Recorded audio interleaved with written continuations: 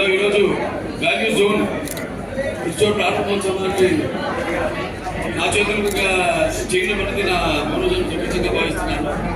వారికి మాకెంతో సన్నిహితమైన సంబంధం ఉంది. వాల్యూ జోన్ మన వెంకటేశ్వర గారు అయితేనేమి, రాజమౌళి గారు, ప్రసాద్ గారు